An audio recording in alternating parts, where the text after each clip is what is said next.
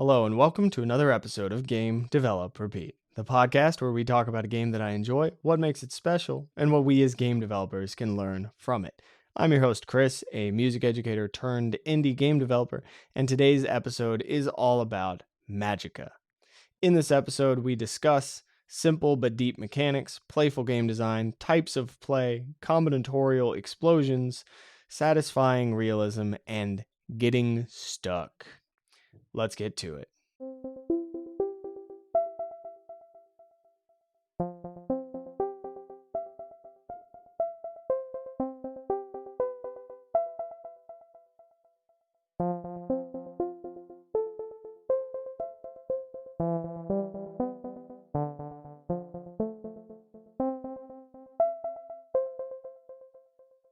Magicka is a fun little game where you play as a wizard and navigate around this world and go through zones and go on an adventure and explore things and kind of go through this main quest line. It is not a super long game.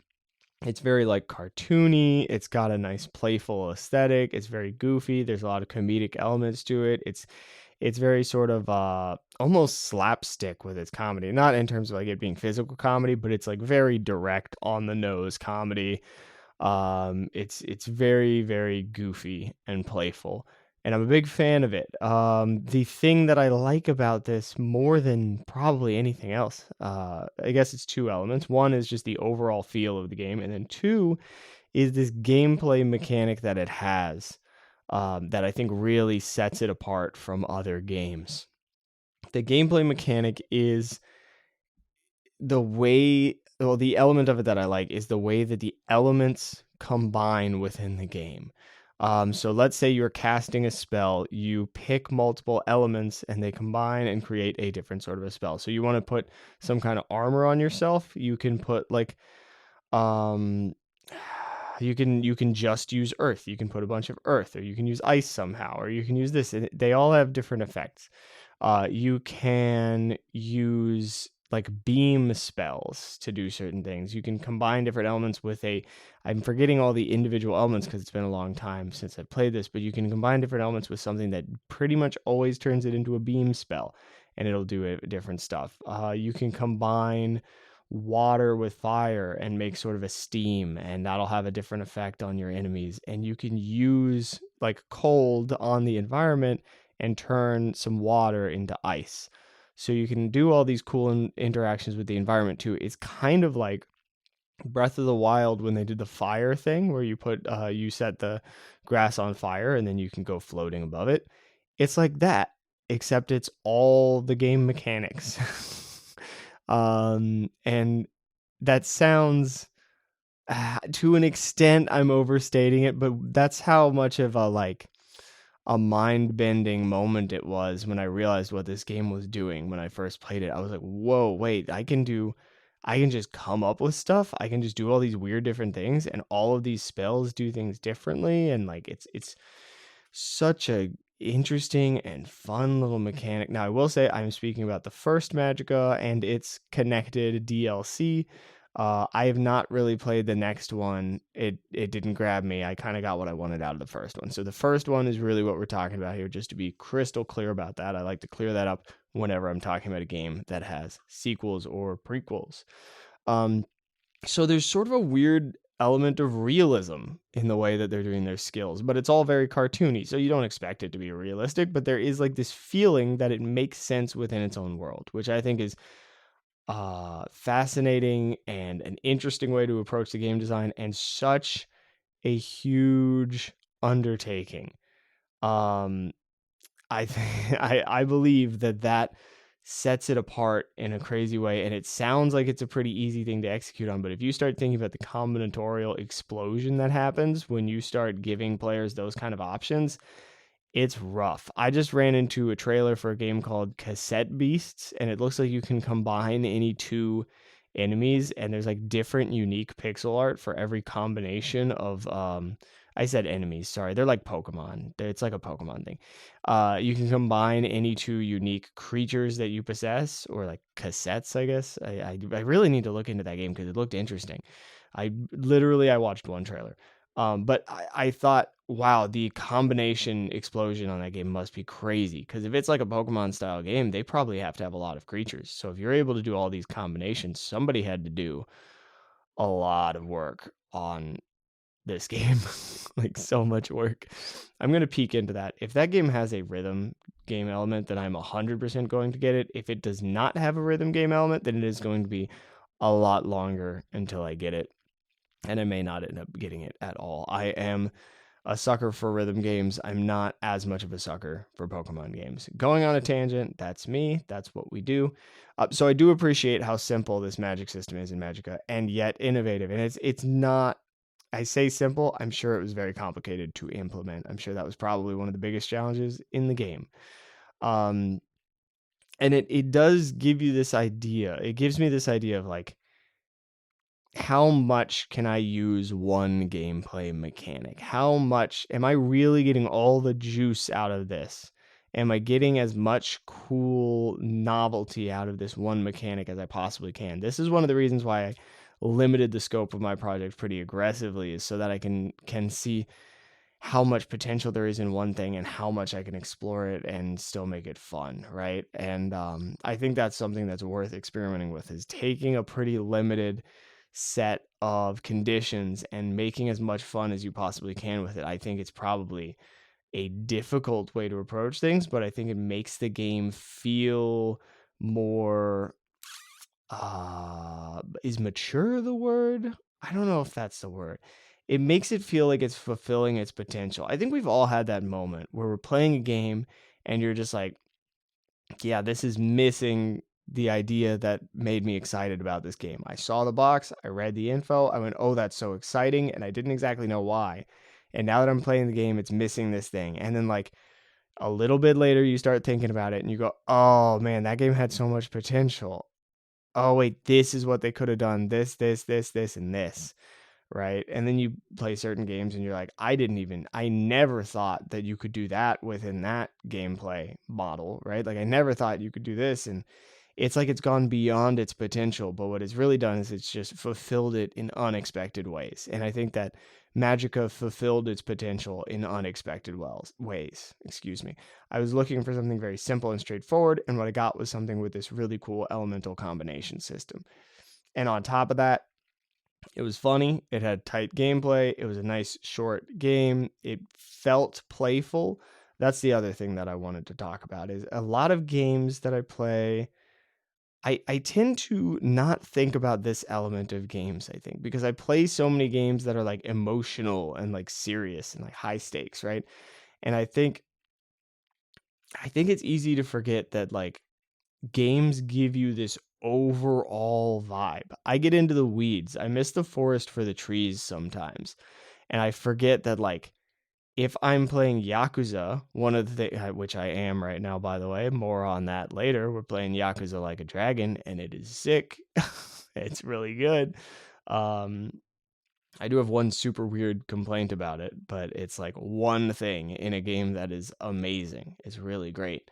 Um, but if you're playing Yakuza, you're like, wow, this is a deep emotional story. And then 2 seconds later, you're like, this is the goofiest, most playful thing I've ever experienced.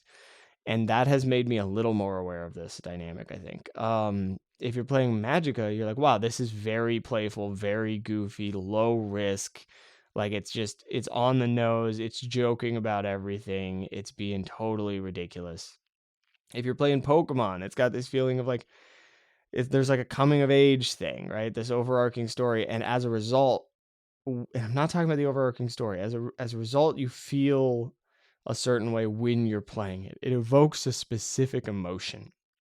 Like, you're playing Pokemon and you feel like you are exploring and discovering, and that's a big part of that coming of age story. When you're playing Magicka, you feel like you are playing in a sandbox in your childhood. Like, you feel like you're just throwing sand around, or tossing a volleyball on the beach or something. Like, you feel like you're goofing off. You feel like you're being a class clown.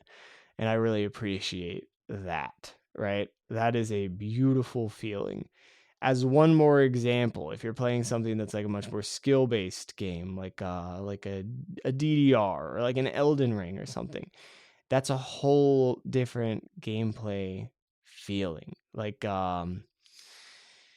a whole different kind of emotional experience. And I do wonder if that would be an interesting way to recommend games to someone. Like we often think, oh, they like JRPGs. Oh, they like this. Oh, like they like this.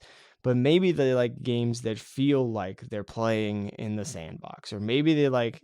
See, that has a weird connotation because that sounds like I'm talking about sandbox games. So maybe they like games that feel like they are being the class clown, or maybe they like games that feel like they are playing in the sandbox in that way, right? In the construction way. Or maybe they like games that make them feel like they're developing a skill or overcoming a challenge. I think that's an interesting way to think about it and to think about developing games.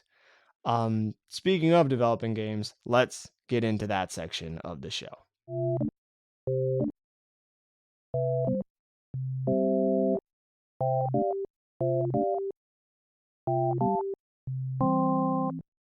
I have 3 questions about how this game succeeds. What is making it special? What is making it so enjoyable for me? I do also have a set of questions for you, and for myself as well, to help with kind of your own game development projects. Just questions that can help refine things. That will be in the repeat section of the podcast, right at the beginning of the repeat section of the podcast, if you want to skip to it. Now, back to the questions that I have for right now. First one: what makes the elemental skills in Magicka feel so much more satisfying than in other games? I suspect that this has to do with this subconscious feeling that we all have of this should be interacting with the world in this way. In the same way that you don't put your hand on a hot stove because it's hot, and you don't go running on ice because it's slippery. When you're in a game, to some extent, you are like, ice should do this, fire should do this, water should do this. And a lot of the time, things don't deliver on that promise. That's one of the things that Breath of the Wild pulls off, and Tears of the Kingdoms too. Tears of the Kingdom, excuse me. I don't know why I made that plural.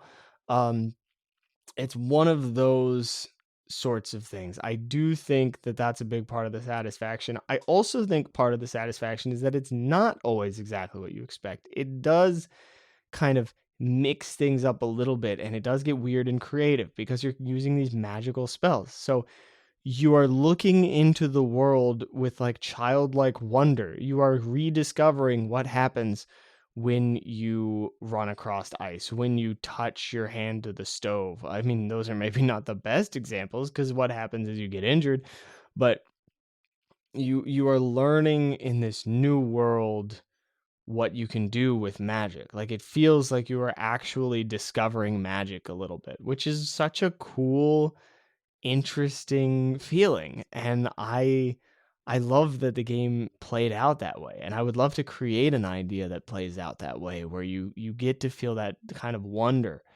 and exploration. And I think that's one of the reasons why like major sandbox games like crafting games are so successful, is because you get this feeling of like, what happens if I do this with this? That was the big draw of Minecraft for me when it first came out. I was like, what shape do I have to use to get like a pickaxe? Does that even exist in this game? Can I get a pickaxe, right? It was that sort of a thing. And I believe that that feeling of exploration combined with just a little bit of like pseudo realism to make you wonder about what direction to explore in, to make you think there's probably something over here that I can find out about. It's like when there's just this little hint of a path somewhere, and you're like, wait, can I go in there? And then you peek in and you're like, oh, I can. I'm going to look around here. I'm going to explore this place. It's that, but with a gameplay mechanic. It's that feeling of, oh, I just found something really cool, right? It is the wandering around in the woods and finding a cave with really interesting graffiti or something. It's the, well, you get the idea. I don't need to keep giving you examples. I think you get what I'm saying. Let's go to the next question, which is, how does this game invite you to have fun? And I think I just accidentally answered that a little bit, but I think there's more to it than just that. I think another element of it is with the overall aesthetic of the game. The game is instantly a goofy class clown. The game is instantly like, none of this is serious. Let's just goof off. This doesn't matter. We can just play around. Whatever, man. Don't take it too seriously. Have a good time and just have fun with it. It really, the tone of the game invites you into that so strongly. I do think that it has a very clear image of what it's trying to be. I think it has this crystal clear, when you're playing it, at least you start playing it and you see like, this is a goofball game. This is a world that I joke around in. This is a world where the serious man is a punchline for everybody else who happens to be a goofball. Like, everything that is played straight for comedy purposes. There's no moment in this game where you go, "Oh wow, that's so sad," and we really no, it's all goofy. All goofy all the time. And if this game was like 100 hours long, that might get grating, right? That could be a lot, but it's not. It's a nice short experience that just feels like, oh, I just hung out with my buddy for a few hours and we laughed our heads off. It was a marvelous evening, right? That's kind of the feeling of this game. In connection with that question, does the tone of the game shift my mechanical expectations significantly? I think it has an impact. I think okay, if the tone was if the tone was a little bit more serious, then I would feel more like um I would feel like the mechanics should be less dramatically like cartoony, I guess, and more realistic, if that makes sense. I'm not even 100% sure if that's what would happen to me, if that's how my mindset would shift. But I do think that if the game was less comedy driven, then I would expect slightly more rational um uh how do I put this? More like rational combinations to the elements. Like, I would expect all of them to make more logical sense if the game altogether made more logical sense. But the game is clearly going, hey, we're goofing around here. Some of these spells, they're going to be goofing around too. Some of them are going to be a little all over the place. So if something is like really off the wall, I don't go, well, hold on now. Well, that doesn't follow the rules. No, the game is like, well, the rules are whatever makes this game fun. That's the rules. We're playing a goofy game where the rules are kind of being made up as we go along, right? And that's a beautiful thing. And I do think that every element of the tone of the game contributes to that. Let's talk about my own game development. This is going to be a short chunk of this episode. Basically, I started working on the music again. Working on music, my process is not as fun or playful or smooth as programming, which sounds weird to say. It sounds really weird to say because I studied music like formally, but my composition process for music is like not fun. It's not enjoyable. I'm going to be very honest. I kind of hate it right now. It's a bad process. I don't hate composing music. This is a very important distinction which I had to draw this week, because I know that I love composing music and I know that I love improvising, because when I do it, without expectation and when I do it without editing, when I'm just improvising, I absolutely love it. But when I start composing, it is a crapshoot. It is like lower than 50-50 odds. It is like 10-90, like it versus don't like it. And then like within the 90, that's like 50% is pretty tolerable and 40% is like, oh, this is the worst. um so I needed to start working on my process for oh, you know what? This section is already going longer than I thought it would. Sorry. But I needed to start working on my process for music. So here's basically what happened is I started trying to work on some composition, and more than once it hit me. It just slapped me across the face. I sat down to compose and it was like, nope. And I just took a slap and went, okay, how am I going to fix this process so that I'm not miserable doing this? How am I going to fix this process so it doesn't suck so much? And I think there are small changes that affect that. Obviously, for me, some of that is just my background, my history with music has weird moments in it where it's like I start composing and I'm like, oh, I need to be perfect. I need to do this exactly right. I have these obsessive feelings about music where I'm like, oh, I need to really, really get this right because it's like such a core part of my identity. And then I remind myself, like, no, we're good. We're doing a bunch of other stuff these days. Music's not the only thing. You can relax, you can chill, blah, blah, blah. I'm oversharing a little bit. So we're going to keep moving forward from here. So that's part of it. And then the other element of it is just procedural. And this is, I think, the part that is more useful for people to like act on. I mean, maybe the perfectionism stuff is really relatable to some of the listeners because I think that is a game developer trait. I think maybe we run into that because who would think that somebody who wants to solo develop their own entire world and create everything in it might be a little bit of a perfectionist or a control freak. I'm not, that's not, that's not me. I don't have those traits at all. I'm not even the slightest bit perfectionist. But it is, that's not true. Within game development, I do have this feeling of like trying to perfect so many little things. And one of my favorite things about this is actually letting go of that feeling and kind of training myself out of it. It's nice. It's one of the great lessons that I'm learning from working on game development is how to let go of things. In terms of like trying to be a perfectionist, it just doesn't work. You will just never finish a project if everything has to be perfect. So on the music side of things, I'm letting go of that. Now the procedural tip that I just hinted at, this is the procedural bit that I think has been very helpful for me. I'm just taking smaller chunks and I'm doing it the way that I love doing it. I love improvising. I don't love composing. So what am I doing? I'm doing more improv. I will get a chunk of the song. I will take like a 12-minute chunk, record the chords, and I'll just keep going over it until I find the chords I want. And then I do the part I don't like as much, which is a tiny bit of editing, moving notes around, quantizing, which is like locking them into the rhythm and stuff.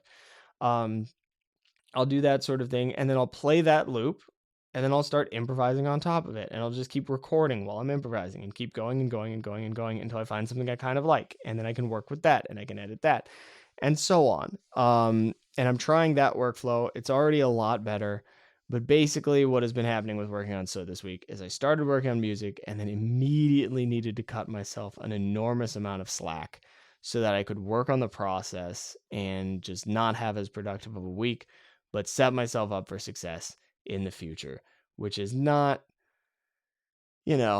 my favorite thing to be doing because I do like to be making like real progress on the game, but sometimes you gotta set yourself up for future progress, and that is what I'm doing there. We're having a little bit of a shorter episode today, but let's move on to the final section of this episode.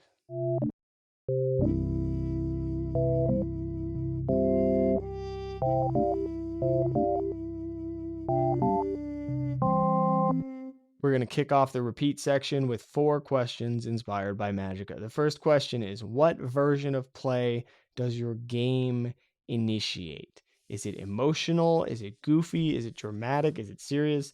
If you were a kid, what kind of game are you playing, right? It's like are you playing in a sandbox? Are you goofing off? Are you making jokes? What are you all doing on this game? Second question, do your game mechanics make sense? And should they? Third question, are your controls responsive and tight? Do they behave as expected? I didn't talk about this a ton in the show, but the controls in Magicka behave as expected. They are very responsive. They make sense. There are some elements that are a little floaty, but it is a very responsive game. Everything feels right, even when something is a little slidey. Like when you're on ice, when like it's like, well, it should do that, right? Yeah, I forgot to talk about that during the show, but that pretty much covers my opinion on it.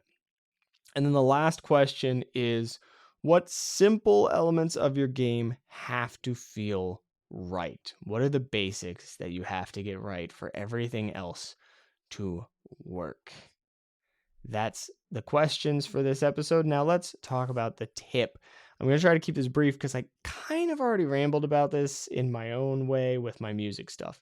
This week's tip is when you run into a brick wall, stop and assess. My old way of dealing with it was to continue slamming my head against the brick wall. Instead of doing that, don't retreat from the wall. Don't run away from it, but step back and gently scout the wall. That's what I feel like I've been doing with my music stuff. I've been going, oh, I need to kind of see what's going on with this wall.